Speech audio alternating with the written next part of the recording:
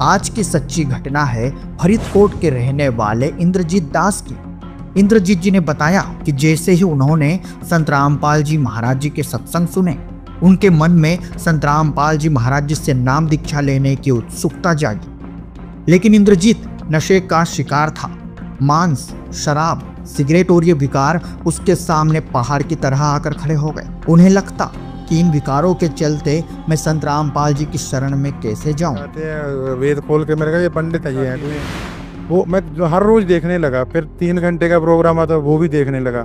देखते देखते उसके बाद ज्ञान गंगा किताब मंगाई, मैंने वो भी पढ़ी।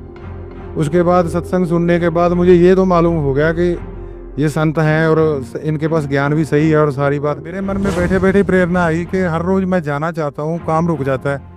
तो मैं जर्दा और दारू नहीं छूटेगा, तो अगर छुटवाना तो रामपाल जी छुटवाएंगे। लेकिन फिर एक दिन इंद्रजीत को संत रामपाल जी महाराज घर बैठे साक्षात दर्शन देते हैं और एक क्षण के भीतर ही उसके विकारों को खत्म कर देते हैं। और ये चमत्कार न सिर्फ इंद्रजीत ने देखा, बल्कि पूरा परिवार इस बात का गवाह है। तो मैंने बैठे बैठे प्रेरणा हुई थी, रात को ही मेरे को गुरुजी आ गए रामपाल जी, और उन्होंने ऐसे 2 उंगलियां की, यहाँ से दबाया और पसीना पसीना कर दिया। मेरे घर के भी अगवा है इस बात के, कोई ऐसे मन से बनाई हो बात, घर वाले बच्चे सबको मालूम है, सबके सामने बात। वो दबाने से पसीना पसीना हो। और जाने वाले जाते जाते कह गए गुरुजी कि बेटा अब आना, मैं तेरे को नाम दूंगा। जो तेरे अंदर से वो मांग रहे थे, जैसे अपने कीटाणु या कुछ भी कह सकते हैं डॉक्टरी भाषा में, वो जो मांग रहे थे विकार तेरे अंदर से, वो मैं सारे निकाल चला हूँ। वहां पे नाम लेना। संत रामपाल जी से नाम दीक्षा लेने के बाद इंद्रजीत को अपने आप कोई धुन सुनाई देने लगती थी। इसके अलावा मूल कमलों का प्रकाश भी दिखाई देने लगा, जो कि रोज बढ़ता ही चला जा रहा था। मंत्र देगा वो धुन होगी कानों में। एक तो कान बंद करके धुन सुनी जाती है, वो नहीं सुननी है, ऑटोमेटिक आती है, ऊपर से आती है। वो गुरुजी के अनुभव है, वो लाभ है मेरे को। मान लो एक लाभ ये है कि प्रकाश दिखाई देता है। जो भी जितने भी हैं मूल कमलों के हैं, वो इतना प्रकाश दिखने लगा था, आहिस्ता आहिस्ता बढ़ते ही जा रहे हैं। और जैसे नाम की कमाई अपन मोबाइल में देखते हैं, रिचार्ज डलवाने के बाद कितने पैसे रह गए मेरे, नाम की कमाई हर रोज मैं तो चेक कर सकता हूँ। मेरे ऊपर गुरुजी ने ऐसी कृपा करी है कि मेरी नाम की कमाई बढ़ रही है। मेरे को हौसला होता है, मेरे को विश्वास बनता है कि मेरे पूर्ण परमात्मा यही है। और भी लाभ है। इंद्रजीत दास ने अपने इस पूरे इंटरव्यू में ऐसे ऐसे गजब के चमत्कार बताए हैं, जिनको सुनकर आप हैरान रह जाएंगे। तो आइए जानते हैं इंद्रजीत दास की पूरी कहानी खुद इन्हीं की जुबानी। सर नमस्कार। सत साहब जी। सर क्या शुभ नाम है आपका? दास इंद्रजीत। कहाँ से आए सर आप? पिंड झाड़ीवाला, जिला फरीदकोट। सर संत रामपाल जी महाराज से नाम दीक्षा कब लिया आपने? 2012 के 12वें महीने में ली। सर संत रामपाल जी महाराज से नाम दीक्षा लेने से पहले आप क्या भक्ति साधना करते थे? यही जैसे गुरु गोविंद सिंह जी की और हनुमान जी की भक्ति करते थे, और मंदिर गुरुद्वारे जाना, जैसे सभी संतों का आदर सत्कार करना, ऐसे थे। सर पहले जो पूजाएं आपने की, उन पूजाओं को करने से आपको क्या लाभ मिला? लाभ तो बस जैसे जिंदगी थी वैसे ही चल रही थी। और लाभ जैसे कोई भक्ति का लाभ जो होता है वो तो मैं नहीं था पता कि क्या लाभ होता। जैसे कोई भी भक्ति करते थे उसका लाभ नहीं महसूस होता था, बस चल रहा था ऐसे। तो फिर सर आप संत रामपाल जी महाराज की शरण में कैसे आए? रामपाल जी महाराज की शरण में ऐसे है कि मैं नशा दारू वगैरह सब खाते पीते, मांस भी खाते थे। तो पहले बॉडी बिल्डिंग करते थे, जूडो खेलते थे, इसके कारण मांस अंडा सारा खाते पीते थे। तो मैं दारू पीकर मैं टीवी देखने का शौकीन था। खेत से आया पानी लगा के, तो साधना चैनल पे चल रहा था गुरुजी का, संत रामपाल जी महाराज के सत्संग चल रहे थे। मैंने सोचा कोई पंडित ही, जैसे पुराने पंडित होते हैं वो दिखाते हैं वेद खोल के, मेरे का ये पंडित है, ये है कोई, तो चलो देखते हैं। मुझे संतों का सत्संग सुनने का शौक था थोड़ा बहुत, तो मैंने वो सुना, देखा। मैंने देखा वो भगवद गीता में दिखा रहे हैं जो भी ज्ञान है, और अपना बाला मर्दाना की साखी में, वो मैं हर रोज देखने लगा। फिर 3 घंटे का प्रोग्राम आता वो भी देखने लगा। देखते देखते उसके बाद ज्ञान गंगा किताब मंगाई, मैंने वो भी पढ़ी।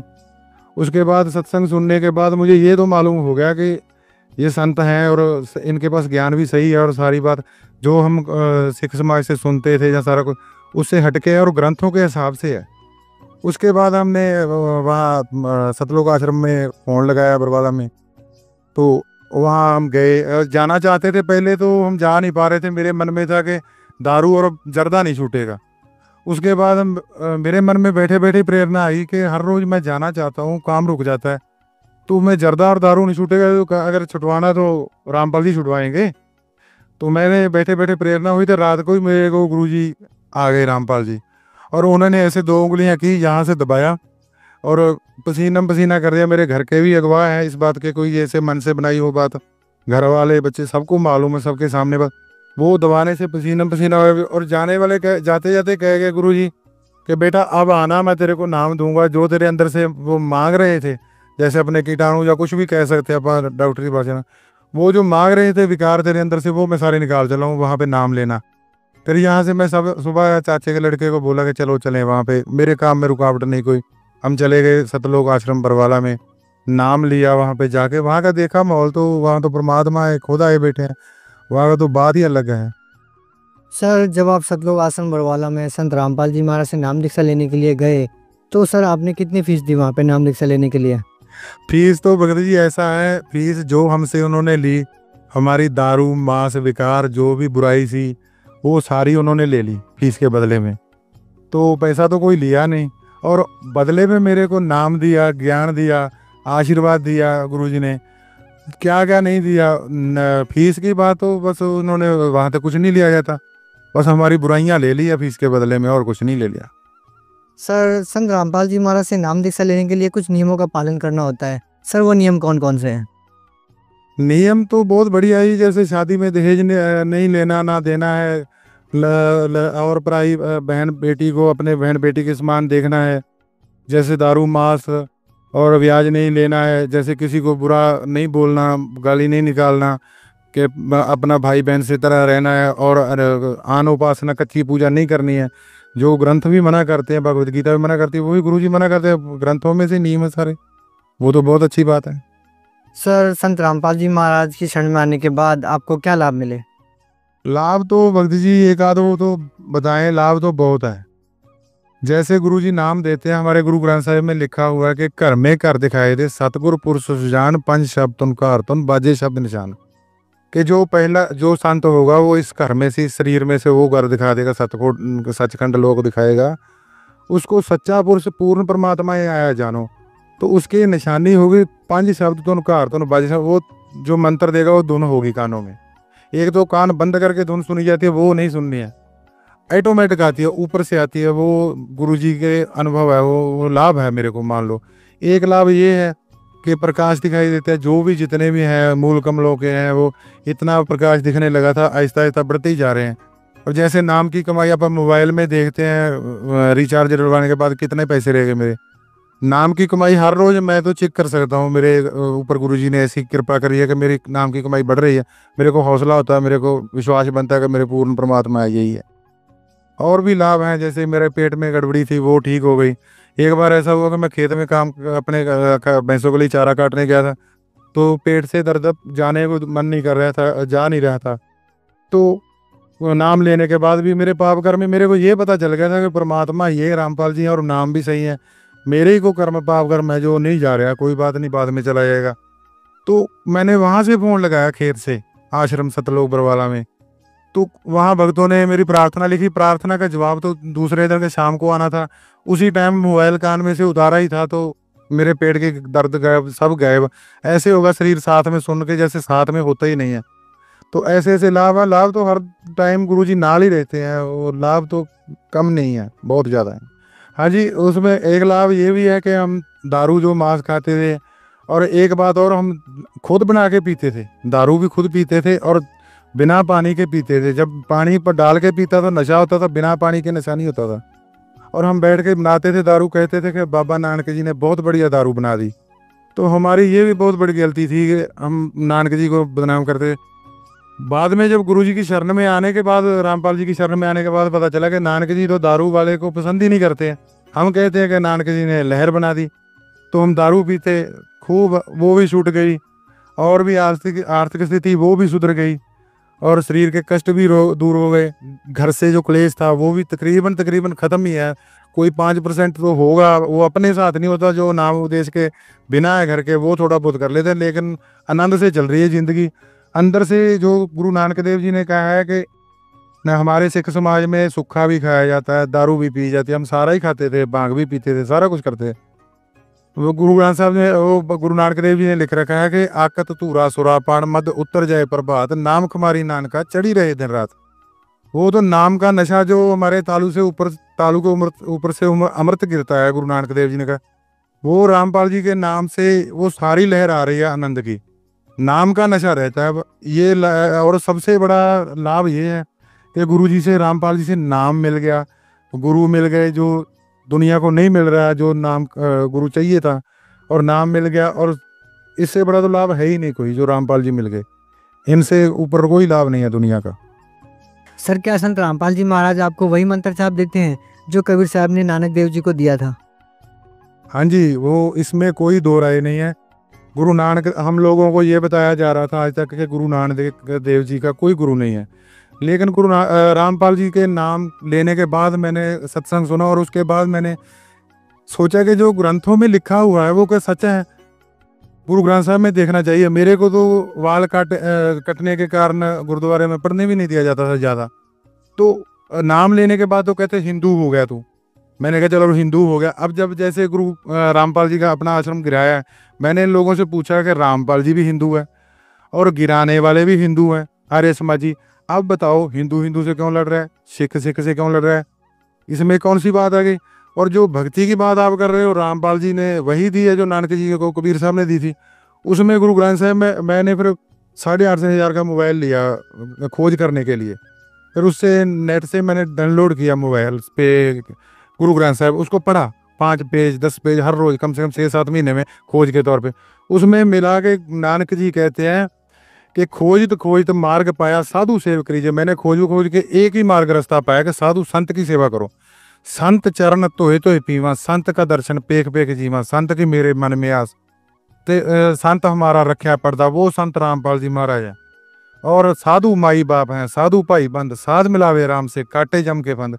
अनेकों जगह पे गुरु नानक देव जी का गुरु ये कहते थे कि पहले हमारे समाज में कहा जाता नहीं है, लेकिन गुरु ग्रंथ साहब में सैकड़ों जगह पे लिखा है गुरु नानक देव जी का गुरु है। वो कहते हैं नानक को गुरु दिया नाम, संत की टहल संत का काम। वो वाणी में लिखा हुआ है कि गुरु नानक देव जी को नाम दिया, नानक को गुरु दिया नाम, गुरु ने नाम दिया, संत की टहल संत का काम, पूरे संत की टहल सेवा करने से नाम उनको मिला। सर भक्ति करने के लिए गुरु बनाना क्यों आवश्यक है? गुरु के बगैर जैसे अपा बच्चा लगाएं स्कूल में पढ़ाने के लिए, वहाँ पे सभी पुस्तकों को रख दें, उसको मत्था टेक टेक के वापस चले आए, तो वहाँ टीचर नहीं जब तक, तो उनको ज्ञान कहाँ से होगा? ये ग्रंथ जितने भी है ये पढ़ने के लिए, ज्ञान लेने के लिए, ज्ञान देने वाला पूरा गुरु ही आता है। गुरु ग्रंथ साहब में भी लिखा है पूरा गुरु आराध्य, पूरा जाका नाउ, पूरा गुरु आराधना चाहिए। और जैसे ग्रंथों को अकेला अपने को तो मालूम ही नहीं है क्या लिखा हुआ, पूरा संत बताता। अगर गुरु की जरूरत नहीं है तो इतने जो संत घूम रहे हैं उनकी क्या जरूरत पड़ गई? फिर हम लोग अकेला ग्रंथों को ही मानेंगे, फिर दूसरे संतों को भी मानने की जरूरत नहीं है, जो पाठी ग्रंथी या पंडित जो जितने बड़े। गुरु तो जरूरत है, गुरु के बगैर तो मुक्ति हो ही नहीं सकती है, क्योंकि पता ही नहीं लगेगा ग्रंथों में लिखा क्या है। जैसे बच्चों को अपन सारा सिलेबस एक जगह पे स्कूल में रख दें तो मत्था टेक टेक के वापस चले आए, टीचर के बगैर उनको कैसे पता चलेगा कि इसमें लिखा क्या है? सर संत रामपाल जी महाराज के बारे में ये भी कहा जाता है कि वो अन्य सभी धर्मगुरुओं की निंदा करते हैं। सर आप क्या कहना चाहेंगे? निंदा तो वो करते हैं, जब सच्ची बात कहेंगे तो निंदक तो कहेंगे। कबीर साहब आए, उन्होंने सच्ची बात कही तो वो निंदक कहलाए। गुरु नानक देव जी आए, उन्होंने सच्ची बात कही, उनको चक्कियाँ चलवाइयाँ, उनको पत्थर मारे गए, उनको भी निंदा कहे। नानक जी लिखते हैं खुद गुरु ग्रंथ साहब में, कोई आखे भूतना, कोई कहे चंडाल, कोई कुछ कहे, कहता मैं तो नानक बेचारा प्या दीवाना शाह का, नानक बेचारा मैं तो शाह का परमात्मा का दीवाना हूँ। ऐसे ही गुरु रामपाल जी भी सच्ची बात बताते हैं। जब भगवद गीता में मना कर रखा है कि भूत पूजोगे तो भूत बनोगे, देवी देवताओं को पूजा, देवी देवताओं को जाओगे, परमात्मा के पुजारी परमात्मा जाए, तो ये सारे संत मटी मसाणी सब पूजा करवाते हैं। हमारे घर में भी अमृत छके हुए हम लोग मटियाँ पूज रहे हैं। सारा कुछ जो गुरु ग्रंथ साहब में भी मना कर रखा है कि ये अनुपासना नहीं करनी है, तो वो सारी करते हैं। हम गुरुओं की मानते कहाँ पे हैं? जैसे घर में गुरु ग्रंथ साहब लेकर आते हैं, शादी ब्याह में एक तरफ तो पाठ खुला होता है, दूसरे कमरे में हम दारू और माँ चला रहे हैं, क्या वो गुरु ग्रंथ साहब की हम निंदा जहाँ वो नहीं कर सकते? वो निंदा तो दिखाई नहीं दे रही। जो सच्ची बात गुरु जी कह रहे हैं वो निंदा दिखाई दे रही है। हमारे घर में चलो कितने सैकड़े दिखा दूँ शादियों में जहाँ ऐसे दारू भी चल रही है और गुरु ग्रंथ साहब का पाठ भी चल रहा है, हम तो गुरु ग्रंथ साहब की बहुत बड़ी निंदा कर रहे हैं। हम गुरु ग्रंथ साहब का बेअदबी कर रहे हैं, हम जानबूझकर कर रहे हैं उसको, तो वो तो हमें दिख नहीं